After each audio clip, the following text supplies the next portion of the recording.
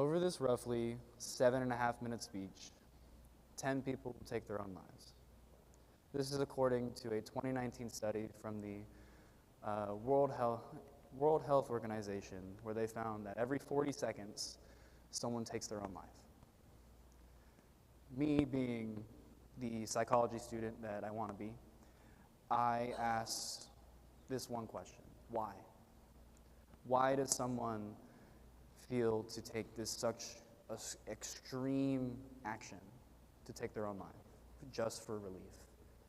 Why does someone do that? And the biggest answer is depression. And depression is caused by many things. It could be trauma, it could be you, it could just be someone else. Depression happens. And so then I asked the same question: what is depression? According to the National Institute of Mental Health, depression is described as a prolonged sadness over 2 weeks, affecting your day-to-day life.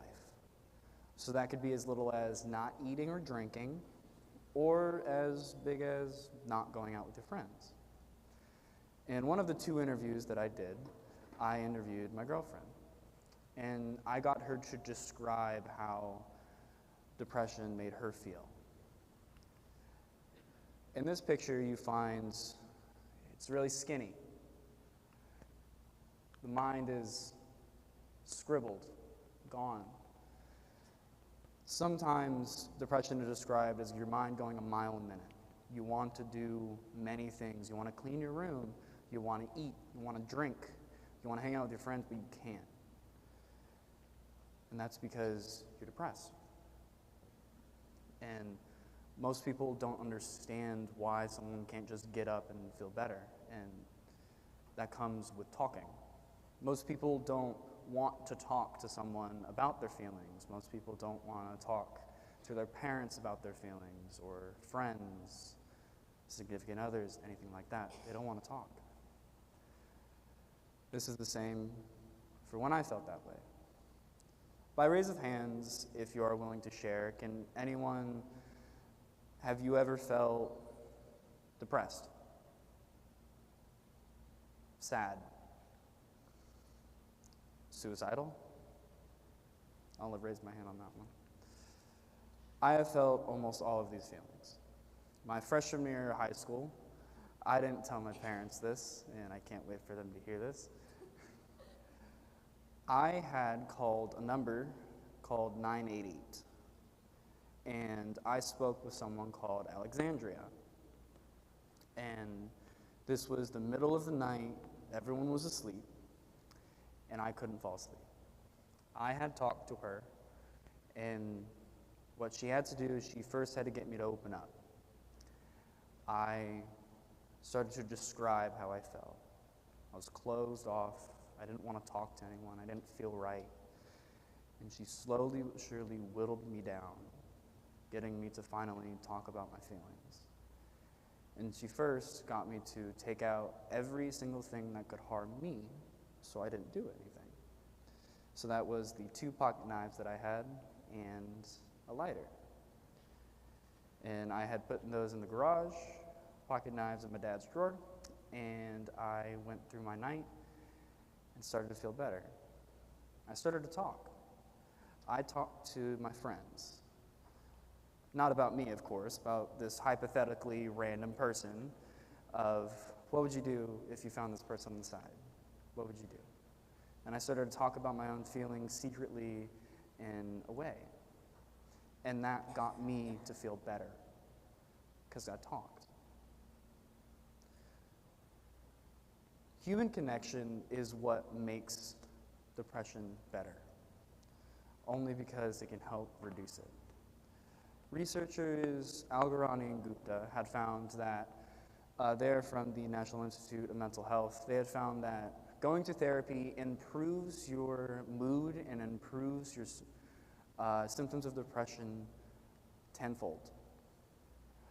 It'll make sure you don't feel it again, and even if you do, you can cope for it. Doing box breathings, like breathing in for 4 seconds, holding for 7, breathing out for 4, and holding again. That can help through depression. if you're having an anxiety attack, anything like that. I had also interviewed my sister. She described depression as this black screen. She was blank. She just had no thought behind her eyes.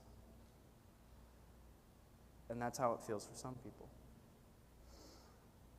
Over the course of this speech, every 40 seconds someone had killed themselves. But every year, hundreds of thousands of people would take their own lives.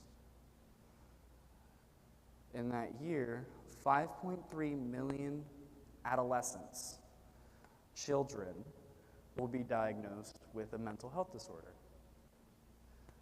But only 80% of them will get help.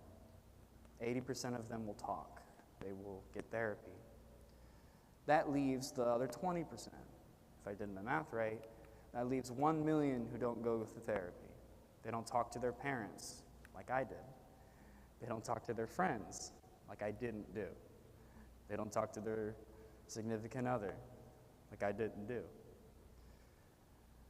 But as you look over the entire crowd, and I see all these faces, some who did raise their hands, some who were not willing to share, I'm going to ask these questions again. If you are willing to share, how many of you felt depressed in your lives? How many of you felt suicidal? How many of you decided to talk to someone about those feelings? Sadly, I can't raise my hand for that last one. The overall message is that if you do go to therapy and you do want to talk to someone, make sure that when you are comfortable, instead of being this 1 million, you can be part of that 4.3 million who actually do get help. And with the therapy that they go through, they'll find that 60% will have a remission rate where you don't feel depressed ever again. And that is what I want to preach today.